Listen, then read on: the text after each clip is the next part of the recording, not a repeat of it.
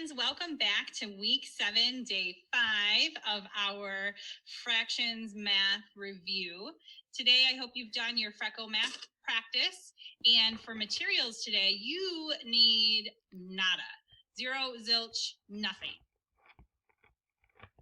So you can just sit back and enjoy your video review with Mrs. Jones and myself. All right, are you ready? Let's go. All right, the first thing we're going to take a look at was a skill that we worked on last week on Monday, and it was just about breaking apart what is a fraction. So taking a look at our first shape, we see a rectangle, and it says this rectangle has how many equal parts? And one of the things that we notice is that those pieces are all equal. Now, so how many equal parts? So I can take a look and I can count each one. 1, 2, 3, 4, 5, and 6. So I would write right in this box, it has 6 equal parts. It is divided into, now remember when we say fractions, it's like we're going into a grade. I don't go into 3 grade, I go into 3rd grade. I need the ending there. So if I say 6, I don't say we're going into 6th grade. We are going into 6th grade. It's divided into 6.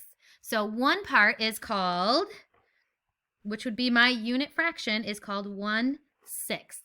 So each one of these pieces is worth 1/6. Now, looking at my circle, I can see how many pieces are in there. I'd go 1, 2, 3, 4. I'd split into 4 equal parts.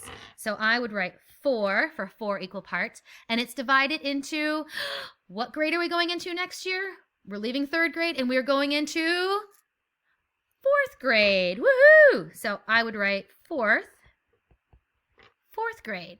And one piece is called 1/4.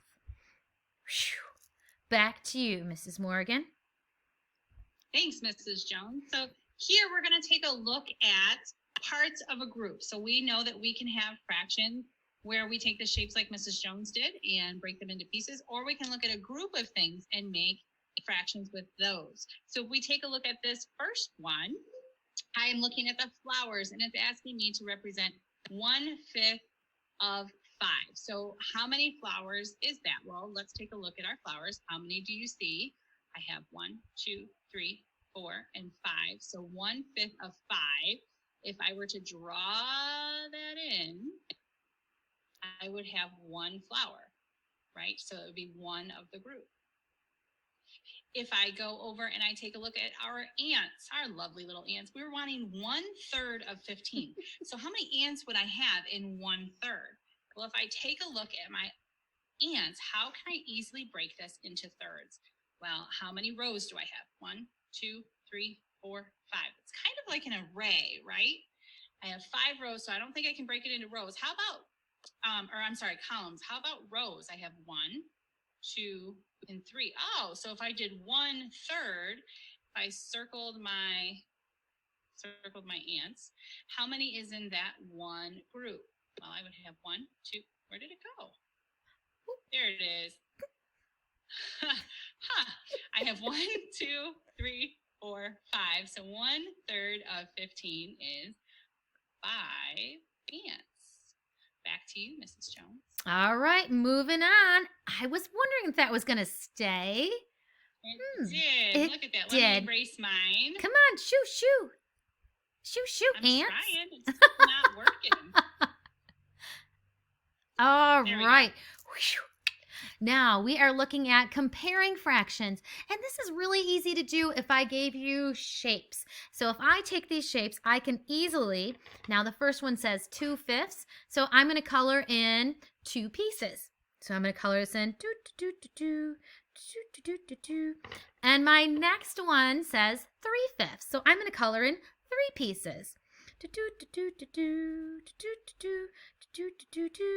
And I can look right at that shape and say, which one is bigger? Or which way am I going? So you can clearly see that I would go, which way? Which way, Mrs. Morgan?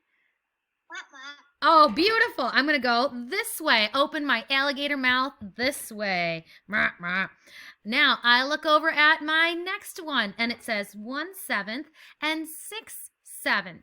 Now, I can see, my denominators are the same. So I might not even color this one in. I can see, okay, so looking at this, I had 1 piece of pizza. And over here for breakfast, then I had 6 slices of pizza. Which one did I eat more? I can clearly color it in and see, or I could just kind of look at that and see the numerator. I'm going this way. Now, looking at my bottom, I see a number 2/2. And we all know if I see the same number on top as the same number on bottom, that's a whole thing. That is 1. So 2/2 tells me that it is 1. It means I ate the whole gosh darn pizza. I look at the next one and it says I ate 1/2 of the pizza. I ate the whole pizza or I ate a half a pizza. You know it. That one is bigger.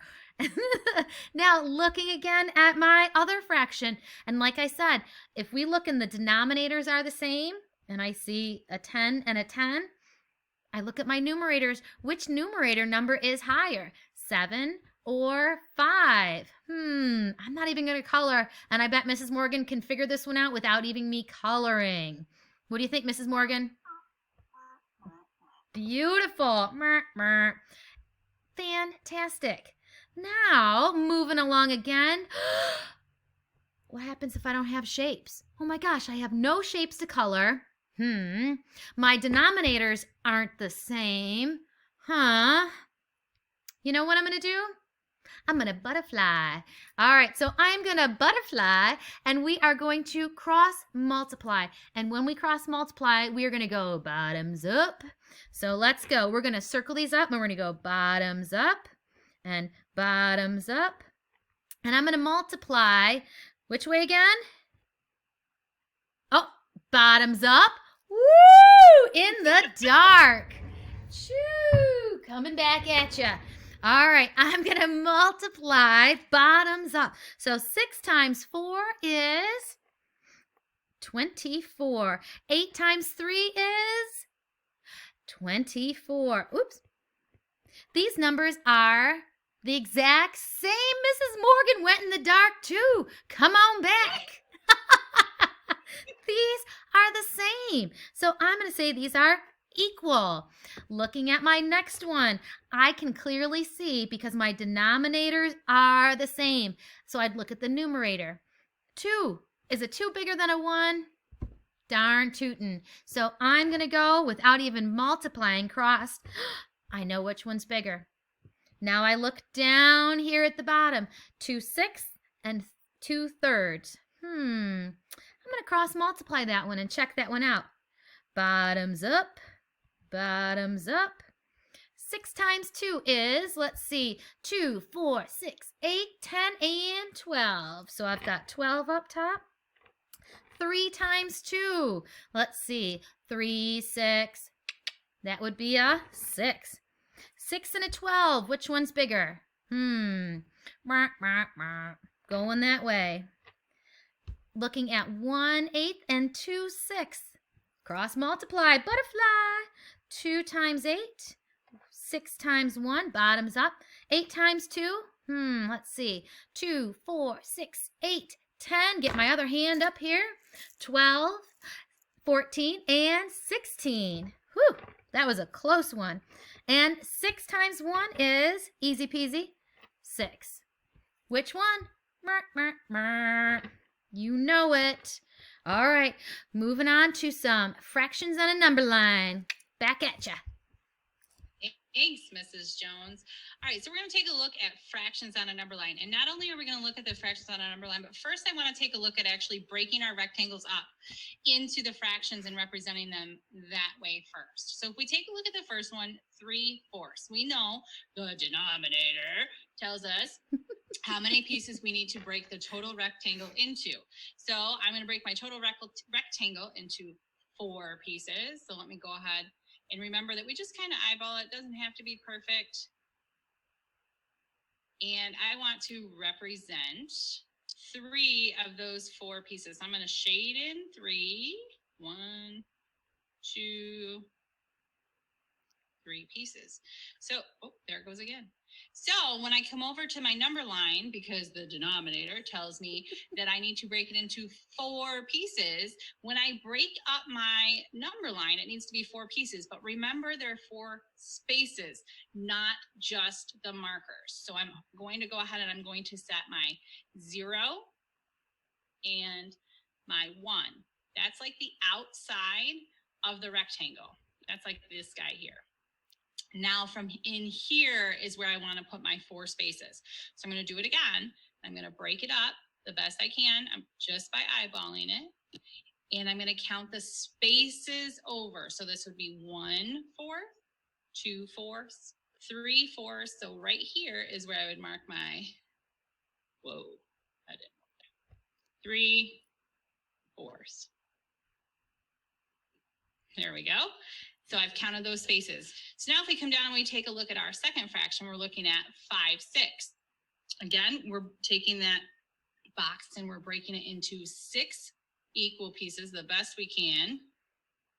So let's try to break that up. And the numerator tells us how many spaces we need to shade in. So the numerator is telling us we need to shade 5 spaces in. So if we shade those spaces in the best we can, 3, 4, 5. There we go. All right, we're going to do the same thing. We're going to show 5 6 on our number line over here. So I'm going to make my end markers like the ends of my rectangles with that 0 and my 1. And I know that this middle part is where I'm going to break it into 6 equal spaces. And remember, the best we can just by eyeballing it. And we'll come back and we will count our spaces. Okay. We will count our spaces. 1 6, 2 6, 3 6, 4 6, 5 6. And we would end it right here. So 5 6. It's represented right there on our number line. Easy peasy, right? Beautiful All job. Right, let me erase before we move on. Because we know that didn't work. That was some good work, Mrs. Morgan. Thanks, Mrs. Jones. Come on.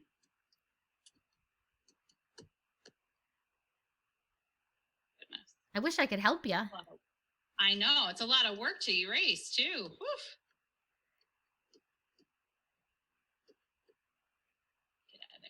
Get out of there. There we go. We're almost there. My goodness. Shoot.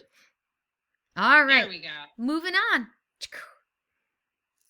All right. One more look at fractions on a number line.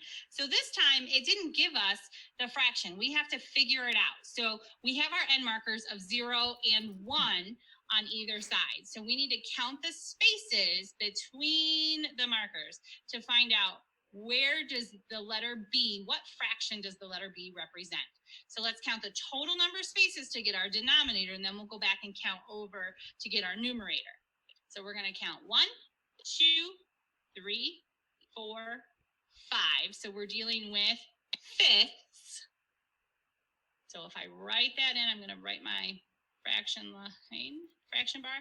Now we're going to go back and we're going to count to see what our numerator would be. So 1 space, 2 space, 3 spaces. So we're talking about 3 fifths. So B would represent 3 fifths on this top number line. So now let's go to the bottom number line and take a look. Again, we have our 0 and our 1 for our markers. We're going to count the total number of spaces all the way across here to get our denominator. And then we'll go back and we'll count over to get our numerator. So we have 1, 2, 3, 4. So I'm going to go ahead and write fourths because that's what we're working with. And then we'll count over for our numerator. 1 space, 2 space. So it would be 2/4 is what C represents on our number line. Pretty perfect. Let me erase my work again. Maybe. Looks good. Whew. All right, and now we're on to our last part of equivalent fractions. Equivalent fractions means that my fractions are the same. They are equal. And you can even see clearly I've got my little equal sign in here. So that's telling me that both sides are the exact same thing. But I don't have any pictures here. So how am I going to figure this out? Looking at these, we learned that I could multiply a number because I know that any number over itself, so like 2 over 2 is 1. Or let's see, 5 over 5 is 1. And I know if I multiply 1 times any number, I get the same thing. I get that number. So in fractions, it kind of works the same way. If I multiply by a fraction of 1, which would be like 2 over 2, I know that my number or my fraction on the other side is going to be the same thing. They're going to be equal. Oh, okay. So, let's see. 3 times what would give me 6? So 3 times 2. So if I multiply 3 times 2, what I do to the bottom, I do to the top because I'm multiplying by a fraction of 1. So what is 1 times 2? 1 times 2 is 2. So 2/6 is equal to or equivalent to 1/3. Aha. Now let's hop over here. We see 6 going to 12. So 6 times what gave me 12? Sounds like a doubler to me. So 6 times 2, what I do to the bottom, I do to the top. So I'm going to multiply the top times 2. So 1 times 2 is 2. So 1/6 is equal to or equivalent to 2/12. Piece of cake. All right, hop down to the bottom. We have, here we go. All right. Back down to the bottom. 3 times what gives me 9? 3 times, let's see, 3, 6, 9.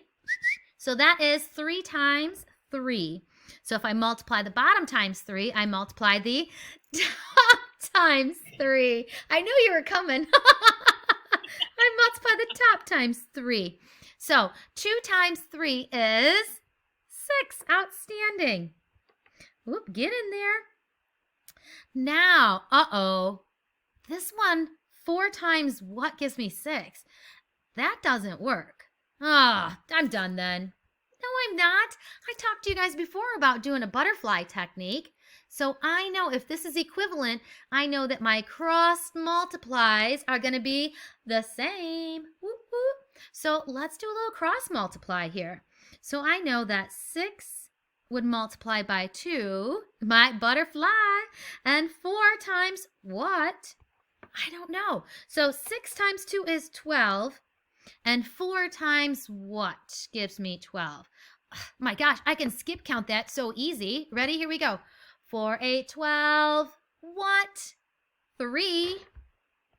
Oops. So this is 3. 4 times 3 is 12. And they are equal. Oh my goodness. Mrs. Morgan, that's the end. We are finito. No way. Do you know what? I love ice cream. And I love ice cream because we're going into the summer. Oh, that is so yummy. Don't you agree? It is very yummy. Yeah.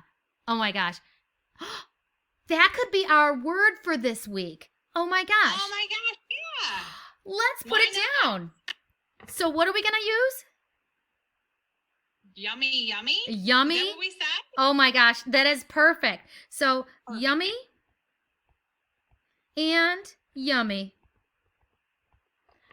That's absolutely perfect. Fantastic.